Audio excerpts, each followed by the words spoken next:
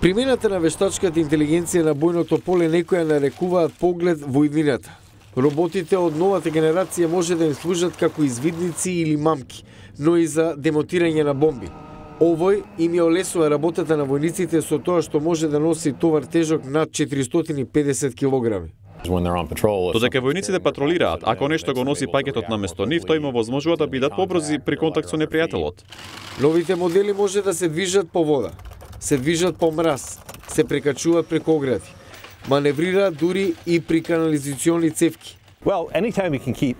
Секогаш кога ги држите војниците надвор од опасност и држите растојание меѓу војниците и опасните ситуации или материјали, потенцијално спасувате животи. Американската армија настојува да воведе уште 5000 роботи.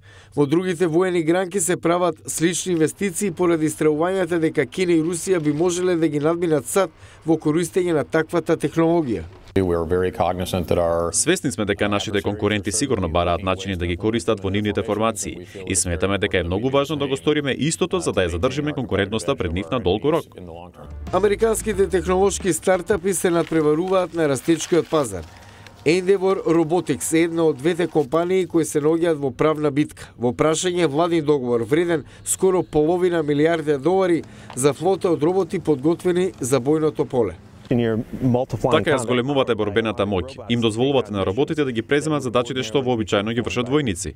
Овие машини се уште не може да ги заменат војниците. За сега војската користи роботи само за да им помагаат на војниците на бојното поле. Но, бидејќи роботите стануваат понапредни, експертите велат мора да се почитуваат етичките и правни прашања. Тоа е една од најголемите грижи кога размислувате за зголемување на бројот на роботите на бојното поле. Не е важно само што може да направат, туку и што треба да направат и кој ќе се грижи за тоа дали тие прават нешто лошо.